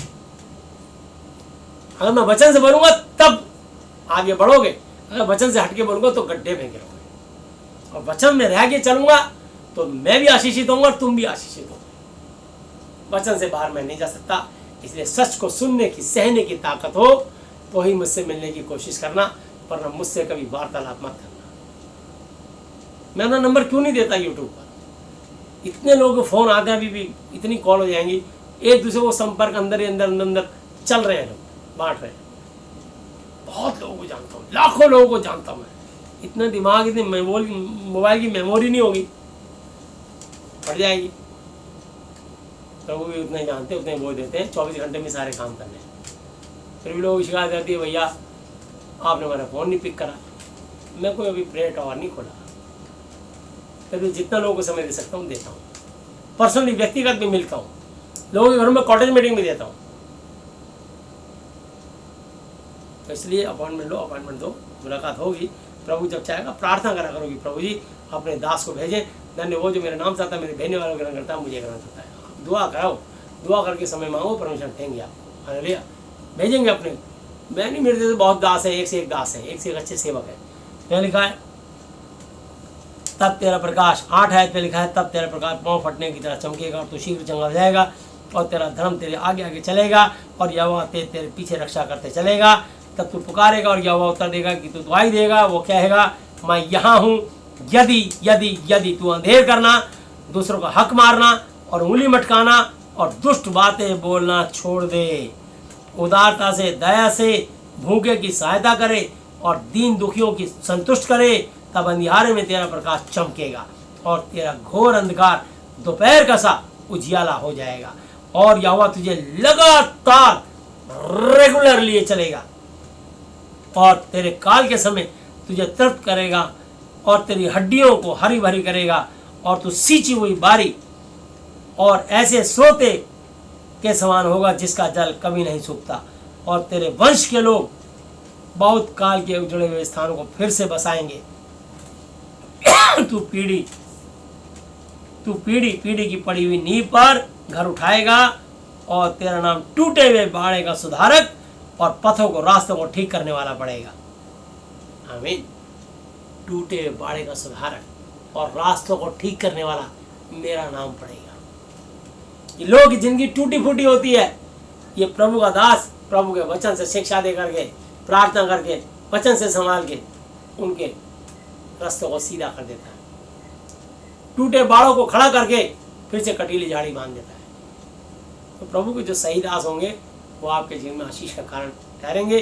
सच्चा सुसमाचार सुनाएंगे, उनकी प्रार्थना से दुष्ट आत्माएं टूट जाएंगी, बंधन खुल जाएंगे और आशीषें स्वर्ग से उतर आएंगी। तो प्रभु यीशु मसीह नासरी जी अब तक के अपने जीवित वचन पर पढ़ने सुनने जाने पर हम में से प्रत्येक को बताया से आशीष दें। आमीन।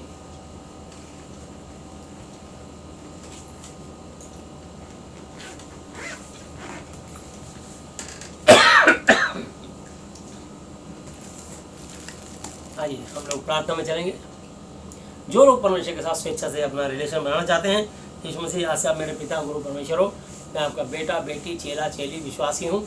यदि आप अपना संबंध बनाना चाहते हैं अंगीकार करके, तो आपकी इच्छा है।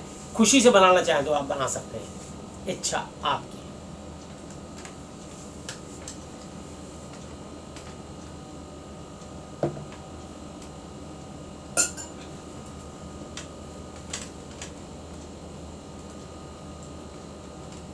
यही प्रार्थना करेंगे। हालेलुया। हे हमारे पिता, आप जो स्वर्ग में हैं, आपका नाम पवित्र माना जाए, आपका राज्य आए, आपकी इच्छा जैसी स्वर्ग में पूरी होती है वैसे पृथ्वी पर भी हो। हमारे दिन भर की रोटी आज हमें दें, और जिस प्रकार हमने अपने अपराधियों को क्षमा किया है, वैसे ही आप भी हमारे अपराधों को क्षमा करें, और हमें परीक्षा में ना लाएं, परंतु बुराई से बचाएं, क्योंकि राज्य और पराक्रम और महिमा सदा ही आपके हैं, मेरे प्रभु यीशु मसीह जी के नाम से। आमीन। Hallelujah, hallelujah, hallelujah. प्रभु यीशु मसीह जी, आज मैं अपने पूरे हृदय से इस धरती पर अपने सब अपराधियों को क्षमा करता हूँ, और आपसे प्रार्थना विनती और निवेदन करता हूँ कि आप भी मेरे पापों को, श्रापों को, गुनाहों को, गलतियों को, जानी जानी भूलों को क्षमा कीजिए। आपसे प्रार्थना विनती और निवेदन करता हूँ प्रभु यीशु मसीह जी, आप मुझे और मेरे परिवार के सदस्यों को मानसिक चिंताओं से, आर्थिक समस्याओं से, शारीरिक बीमारियों से और हर तरह की अशुद्ध आत्माओं से पूरी तरह से निरोगी, चंगा, स्वस्थ और आशीषित करें। यीशु मसीह जी, आज से आप ही मेरे पिता, गुरु और परमेश्वर हो। मैं आपका बेटा, चेला और विश्वासी हूँ। आपने मेरी प्रार्थनाएं सुनी और मेरी आशीषों को स्वर से खोला, इसके लिए मैं आपको धन्यवाद देता हूँ। धन्यवाद पिता यहोवा जी, धन्यवाद प्रभु यीशु मसीह जी, धन्यवाद पवित्र आत्मा जी, तेरे प्रभु यीशु मसीह जी के नाम से आमीन। Hallelujah, hallelujah, hallelujah. बोलो प्रभु यीशु मसीह जी की जय। यीशु मसीह की महिमा। आइए हम लोग प्रार्थना में चलेंगे। प्यारे प्रभु यीशु मसीह नासरी जी, आप पवित्र पवित्र पवित्र प्रभु जी, मैं प्रार्थना करता हूँ प्रभु जी, स्वर्ग आपका सिंहासन, पृथ्वी आपकी पांव तले की चौकी है। मैं धन्यवाद करता हूँ वादे के अनुसार हमारे बीच में है। मैं धन्यवाद करता हूँ प्रभु यीशु मसीह, आज का वचन जितना भी सुसमाचार सुनाया गया, सबके जीवन ये वचन, आज का वचन सबके जीवन में 1000 गुना फल लाए। महान परमेश्वर, आपने हमें अधिकार दिया अपने दासों को, क्यों न 20-23 के अनुसार कि जिनके पाप तुम क्षमा करो, उनके लिए क्षमा किए गए, जिनके तुम को रखे गए। मैं पूरी इस धरती को आपके हाथों सौंपता हूँ। स्वर्ग तो आपका, पृथ्वी आपकी, परंतु पृथ्वी आपने मनुष्य बनाने के लिए थी, क्योंकि जहाँ 2 या 3 आपके नाम पर इकट्ठे होते हैं, आप उनके बीच में मौजूद होते हो। मैं धन्यवाद करता हूँ प्रभु जी, इस पूरी धरती पर जितनी भी कंट्रियाँ हैं, महान परमेश्वर, हम प्रार्थना करते हैं एक एक कंट्रियों के राष्ट्रपति, प्रधानमंत्री, मंत्रिमंडल, मुख्यमंत्री और वहाँ के निवासियों को आपके हाथों सौंपता हूँ। हर एक पाप शराब को यीशु के नाम से तोड़ता हूँ, पाप शराब को यीशु के नाम से क्षमा करता हूँ। प्रभु जी, हम प्रार्थना करते हैं देश दुनिया से कोरोना वायरस को खत्म कर दीजिए प्रभु यीशु मसीह।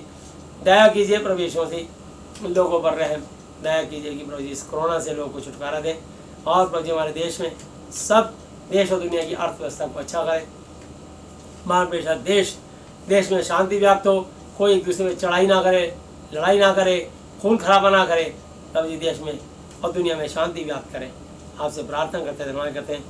अपने भारत के लिए, अपने इंडिया के लिए प्रार्थना करते हैं प्रभु यीशु मसीह। अपने भारत के महान परमेश्वर, महामहिम राष्ट्रपति महोदय, उपराष्ट्रपति जी, प्रधानमंत्री जी, गृह मंत्री जी, रक्षा मंत्री जी, महान परमेश्वर प्रार्थना करते हैं कृषि मंत्री जी, उद्योग मंत्री जी, पेट्रोलियम मंत्री जी, वित्त मंत्री जी, महान परमेश्वर ट्रांसपोर्ट मिनिस्टर, जितने भी मंत्रीगण हैं, सारे मंत्रिमंडलों को, सारे मंत्रीगणों को, सारे लोकसभा राज्यसभा के एमपीओं को, और प्रभु यीशु मसीह प्रार्थना करते हैं जितने भी जल सेना, थल सेना, वायु सेना अध्यक्ष, चीफ मार्शल और प्रभु यीशु मसीह, उनके परिवार के एक एक जन और उनके अंडर में जितनी फोर्सेज आती हैं, प्रत्येक को आशीष दीजिए। हम विनती करते हैं, धन्यवाद करते हैं हमारे देश के वो नौजवान जो दिन रात देश की सीमाओं पर तैनात रहते हैं, प्रभु जी उन पर आपकी विशेष अनुग्रह हो। हम प्रार्थना करते हैं प्रभु यीशु मसीह, उनको प्रभु यीशु मसीह कोरोना वायरस से बचा के रखे, और ना केवल कोरोना वायरस बल्कि सर्दी, गर्मी, बरसात, जलवायु के प्रभाव से और दुश्मनों की गोलियों से बचा के रखें। प्रार्थना करते हैं हमारे देश के जितने भी फौजी भाई हैं, प्रभु यीशु मसीह, BSF, CISF, CRPF, ITBP, rapid force, RPF और जितनी भी बटालियंस है प्रभु जी, एक बटालियंस को आपके यहाँ सौंपते हैं।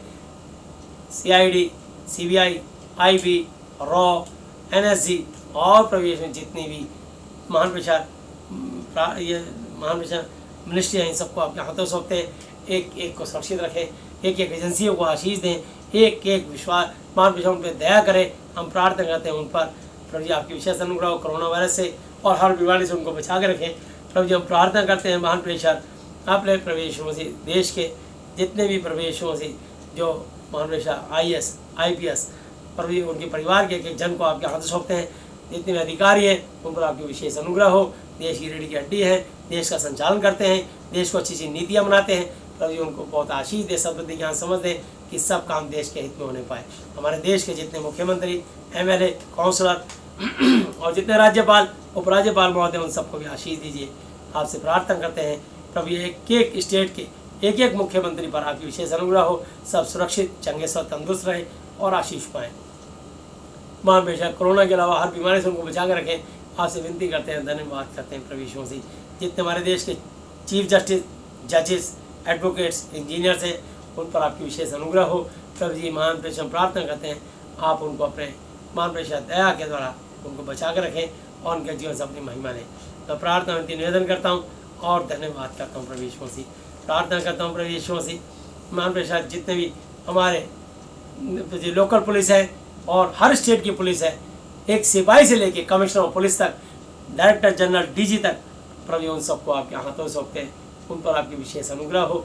दिन रात वो प्रभु जी मान पेशा उन्होंने लॉकडाउन में खड़े होकर अपने पत्नी बच्चों परिवार को छोड़ करके हमारे देश के लोगों को बचाने के लिए जान हथेली में लेके प्रभु जी उन्होंने सेवा करी है। और हमेशा दिन रात पुलिस जागती है तो हम लोग का लोग चैन से सोते हैं, और देश की सीमाओं पे वो जवान जागते हैं तो देश पूरा चैन से सोता है। प्रभु जी इन सब आप योद्धाओं के लिए हम धन्यवाद करते हैं, इन पर आपकी विशेष अनुग्रह हो। मान पेशा एक एक को कोरोना वायरस से बचा कर रखें और आशीष दीजिए। जितने डॉक्टर्स, जितनी नर्सें, जितने मेडिकल लाइन से जुड़े हुए स्टाफ हैं जो दिन रात प्रभु जी मरीजों को बचाने के लिए मान पेशा जिंदगी में रात दिन एक कर दिया प्रभु जी, उन सब पर आपकी विशेष अनुग्रह हो। एक एक डॉक्टर्स को और प्रभु जी नर्सों को, मेडिकल लाइन से जुड़े लोगों को आशीष दीजिए। आपसे प्रार्थना करते हैं कोरोना वायरस से बचा के रखें और उनको निरोगी चंगा स्वस्थ तंदुरुस्त रखें। प्रार्थना करते हैं प्रभु यीशु मसीह। इसके अलावा प्रभु जी जितने सफाई कर्मचारी हैं सवेरे तड़के उठते जिन्होंने हमारे कभी शहर में कोई गंदगी नहीं होने दी, मान पेशा एक एक को बचा के सुरक्षित रखें और आशीष दें। और अगर ये तनख्वाह रुकी है तो उनकी तनख्वाह भी जल्द से जल्द मिलने पाए। प्रार्थना करते हैं प्रभु जी। हम प्रार्थना जितने सिक्योरिटी गार्ड हैं उन सबको आशीष दीजिए जो एक एक कॉलोनी का पहरा देते हैं, दिन रात जागते हैं प्रभु जी। एक एक सिक्योरिटी गार्ड को, उनके परिवार को कोरोना वायरस से हर बीमारी से बचा कर रखें और आशीष दीजिए। प्रभु जी हमारी आपसे विशेष प्रार्थना है प्रभु यीशु मसीह हमारे देश के प्रभु जितने भी प्रभु जी इंडियन एयरलाइंस, एयर इंडिया और प्रभु यीशु मसीह पायलट और एयर होस्टल और जितने एयरलाइन से जुड़े हुए स्टाफ हैं उन सबको सुरक्षित रखिए, आशीष दीजिए। प्रार्थना करते हैं प्रभु यीशु मसीह जितने भी प्रभु यीशु मसीह डीटीसी और रोडवेज की मान प्रेशर बस के ड्राइवर, कंडक्टर, क्लीनर और स्टाफ जितने भी हैं सबको सुरक्षित रखिए, कोरोना से बचा के रखें। जितने भी प्राइवेट टैक्सी चलाने वाले, ओला उबर की टैक्सी चलाने वाले, ऑटो रिक्शा चलाने वाले, ई रिक्शा चलाने वाले, प्रत्येक को सुरक्षित और आशीषित रखें और कोरोना वायरस से बचा के रखें। जितने ट्रक ड्राइवर्स हैं तो आयात निर्यात का सामान इधर से उधर पहुँचाते हैं, एक एक ड्राइवर्स को, क्लीनर को और उनके साथ जितने हेल्पर हैं सबको सुरक्षित रखिए, कोरोना वायरस से बचा के रखें और प्रभु जी हर बीमारी से बचा के रखें, आशीष दीजिए।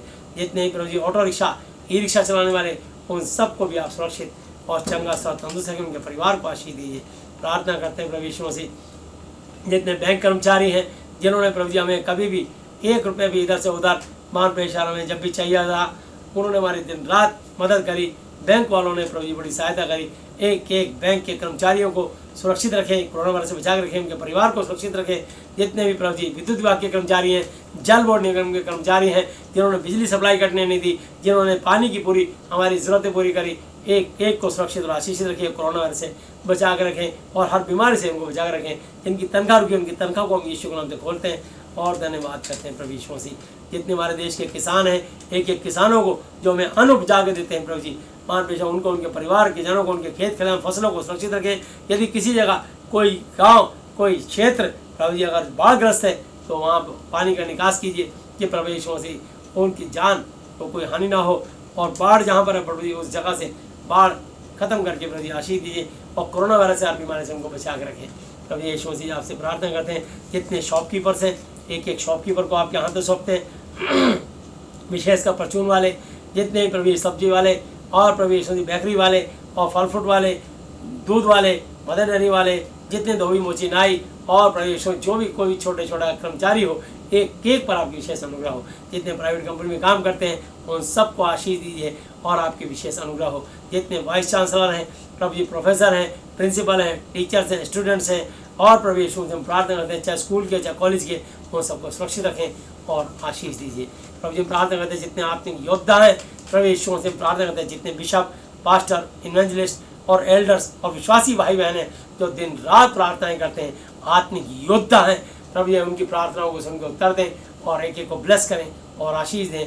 उनकी मंडली को, मिनिस्ट्रियों को, सेवकाई को, उनकी प्रार्थनाओं को सुन के उत्तर दें और सबको कोरोना वायरस से बचा कर रखें। हम दुआ करते हैं और धन्यवाद करते हैं प्रभु जी। जितने भी जेलों में कैद हैं एक एक अपराधी के लिए प्रार्थना करते हैं उनको हर कैद से, हर अपराध से मुक्त करें और प्रभु जी कोरोना वायरस से बचा कर रखें। जितने पालखाने में कैद हैं उनको दिमाग ठीक करके प्रभु जी उनको भी रिहाई दीजिए और कोरोना वायरस से बचा कर रखें। जितने प्रभु जी मान प्रेशर ब्लाइंड स्कूल में जो बच्चे देख नहीं सकते, सुन नहीं सकते, बोल नहीं सकते, उनको देखने की, सुनने की और बोलने की ताकत दें प्रभु जी और कोरोना वायरस से बचा कर रखें। जितने अस्पतालों में मरीज बन के कैद पड़े प्रभु जी उनको सब बीमारियों से, चाहे कोई भी कैंसर, किडनी पैरालाइज, बोन में छेद, brain tumour, blood pressure, sugar, गठिया, भारी आंखों ऊपरी चक्कर, आईसीयू में, कोमा, वेंटिलेटर में किसी बीमारी से जूझ रहा हो, हर एक की बीमारी से उनको मुक्त करें, आजाद करें, बंद को खुल जाए यीशु के नाम से प्रार्थना करते हैं। जिनके पति में कमी है उसके बीज को रिलीज करते हैं, जिनकी पत्नी की कोख बंद है उनकी कोख खोलते हैं, जिनके बाबा एबॉर्शन होते हैं कभी एबॉर्शन ना होने पाए, यीशु मसीह हम प्रार्थना करते हैं। और जिनकी डिलीवरी हो रही है, नॉर्मल डिलीवरी हो मैक्सिमम, और किसी की क्रिटिकल पोजीशन हो तो जच्चा बच्चा दोनों सुरक्षित रहें, जिसका ऑपरेशन भी हो तो प्रभु जी उनकी जान को हानि ना हो और आपके अनुग्रह उस परिवार में बनी रहे। हम प्रार्थना करते हैं प्रभु यीशु मसीह। मान बेशा जितने लोग बीमार हैं उनके लिए प्रार्थना करते हैं प्रभु जी। टच मोल प्रत्येक को आशीष दे। ये आपके मार खाने से, कोड़े खाने चंगे स्वस्थ हो चुके हैं। धन्यवाद। जिसके भी कमर में तकलीफ पाई जाती है यीशु के नाम से प्रभु यीशु मसीह आपके मार खाने से, कोड़े खाने चंगे स्वस्थ हो चुके हैं। जिसको सर्वाइकल की प्रॉब्लम, यीशु के नाम से, कमर का, रीढ़ की हड्डी का दर्द, यीशु के नाम से बाहर निकल, हर एक बीमारी तुझे हम खंडन करते हैं, तोड़कर यीशु के नाम से बांधते हैं। धन्यवाद। आपके क्रूस में चढ़ने वाले चंगे स्वस्थ हो चुके हैं। जिसके भी मान बेशा हम प्रार्थना करते हैं प्रभु यीशु मसीह। हाथ पैरों में जो भी तकलीफ आई जाती थी, लकवा, फालिस, पैरालाइज, गठिया वाय, यीशु के नाम से किसी की हड्डी टूटी हो तो यीशु के नाम जुड़ जाए, एक एक नस अपने स्थान पे आ जाए। जिसकी नसों में गड़बड़ी हो यीशु के नाम से उसकी नसें ठीक हो जाए। प्रभु जी आप छू के शिफा दे। पवित्र आत्मा जी आप सारी सृष्टि को बनाने वाले परमेश्वर हो, आपसे प्रार्थना करते हैं प्रभु जी। ईमान में जाए, आपके पसली में भला खाने चंगे स्वस्थ हो चुके हैं। जिसके भी पेट, छाती, प्राइवेट पार्ट में जो भी तकलीफ पाई जाती थी यीशु के नाम से बाहर निकल जा। हर बीमारी को अपना तेरा अधिकार को तोड़ते, खंड करते, यीशु नाम से मानते हैं। हार्ट की प्रॉब्लम, यीशु के वॉल में छेद हो, यीशु के नाम से वो छेद ठीक हो जाए। यीशु मसीह ब्लड प्रेशर लो हाई पैदा करने लगे, यीशु बाहर निकल जा। यीशु के नाम से शुगर, ब्लड शुगर बाहर निकल जा। यीशु के नाम से प्रार्थना करते हैं। लिकोरिया, यीशु के नाम से हम प्रार्थना करते हैं प्रभु यीशु मसीह। हम प्रार्थना करते हैं बवासीर, खूनी बवासीर, सूखी बवासीर, ओ प्रभु जी कैंसर, एड्स, रसौली, पथरी, सिस्ट, यीशु के नाम से हर एक अशुद्ध आत्मा बीमारी बाहर निकल जा। यीशु के नाम से जॉइंटिस, पीलिया जड़ से बाहर निकल जा। तेरे अधिकार को तोड़ते हैं यीशु के नाम से। किसी के लीवर किडनी इन्फेक्शन यीशु के नाम से बाहर निकल जा। पथरी जड़ से बाहर निकल जा। यीशु के नाम से तेरे अधिकार को तोड़ते हैं, खंड करते हैं। और यीशु के नाम से हर बीमारी की आत्मा तुझे हम यीशु के नाम से बांधते हैं। प्रभु जी एक एक के जन को आपके लहू से धोते हैं। उनके पेट, छाती, प्राइवेट पार्ट में जो भी तकलीफ पाई जाती थी आपने उससे मुक्त किया, आज़ाद किया। इसके हम धन्यवाद करते हैं प्रभु जी। आपके सर पे कांटों को ताज पहन दो, चंगे स्वस्थ हो चुके हैं। जिसके भी गले, आँख, नाक, कान, मुंह, दांत, सर में जो भी तकलीफ दर्द हेडिक पाई जाती थी आप निकाल रहे हो। हर एक बुरे विचार, कुचिंता, मान लो हत्या, परिस्थितियों में विचार, यीशु के चोरी, निंदा, झूठी गाई बाहर निकलने पाए यीशु के नाम से। नशे की आत्मा, यीशु के नाम से खून खराबे की आत्मा, जुए ताश की आत्मा, चरस, अफीम, गांजा, स्मैक की आत्मा, कोई भी प्रभु नशीला पदार्थ, गुटखे खिलाने वाले यीशु आत्मा, यीशु के नाम से बुरे विचार और व्यभिचार की आत्मा यीशु के नाम से बाहर निकल जा। तेरे अधिकार को तोड़ते, खंडन करते हम यीशु के नाम से बांधते हैं। यीशु से आपने आज़ादी। बच्चों के लिए प्रार्थना करते हैं, नारायण बताओ शैतान का आत्मा है कि बच्चों को छोड़ के बाहर निकल जा यीशु के नाम से। बच्चे मोबाइल में उलझने वाली अशुद्ध आत्मा, दिन रात प्रभु जी मोबाइल में गेम खेलने वाली अशुद्ध आत्माएं, इधर उधर अपने समय को बर्बाद करने वाली अशुद्ध आत्माएं यीशु के नाम से बाहर निकल जा। तेरे अधिकार को तोड़ते, खंडन करते यीशु के नाम से बांधते। बच्चे पढ़ाई में मन लगाए और प्रभु जी मान बाइबल पढ़े और आपकी महिमा के लिए खड़े हो जाए। प्रार्थना करते हैं, धन्यवाद करते हैं। एक एक को आशीष दीजिए। अंत में प्रभु यीशु मसीह आप मुझे, मेरी पत्नी, हमारे बच्चों को, हमारी मंडली, हमारी कलीसिया के एक एक जन को प्रभु जी आप बहुत ऐसा आशीष दें। प्रत्येक को कोरोना वायरस से और हर तरह की बीमारी से और रुपये से हर समस्या से उनको बचा के आज़ाद रखें, उन्हें आशीषित करें। प्रभु यीशु जितने लोग साथ हम जुड़े, जितने लोग हमारे साथ जुड़े और जितने लोग आने वाले समय जुड़ने वाले, प्रत्येक को बहुत ऐसे आशीष दीजिए। आपसे विनती प्रार्थना निवेदन करते हैं, धन्यवाद करते हैं। जितने प्रभु जी मान विशेष देश के मान विशेष अभिनेता हैं उनके लिए प्रार्थना करते हैं, उनको भी बहुत ऐसे आशीष दीजिए। सब चंगे से तंदुरुस्त है, कोरोना वायरस से बचा के रखें। प्रभु यीशु से हम प्रार्थना करते हैं एक एक पर आपके विशेष अनुग्रह हो। प्रभु यीशु से हम विनती करते हैं और धन्यवाद करते हैं। आज का वचन जितने लोगों के जीवन में बोया गया प्रत्येक को प्रभु जी 1000 गुना फल दीजिए। हम प्रार्थना करते हैं और धन्यवाद, प्रत्येक के जीवन 1000 गुना फल लाए। हम दुआ करते हैं और धन्यवाद करते हैं प्रभु जी। देश और दुनिया को आपके हाथों में देते हैं और धन्यवाद करते हैं। समय बलगड़ी आपके हाथों में सौंपते हुए सारी आदर महिमा यीशु मसीह नाथ जी आपको देते हुए धन्यवाद धन्यवाद धन्यवाद की भेंट चढ़ाते हुए सब कुछ अपने उद्धार करता अपने जीत बनशा प्रभु यीशु मसीह जी की आदरणीय पवित्र पवित्र पवित्र नाम से मांगते हैं, आमीन। Hallelujah hallelujah hallelujah. बोलो प्रभु यीशु मसीह जी की जय। यीशु मसीह की महिमा करें। सबको जय यीशु मसीह की।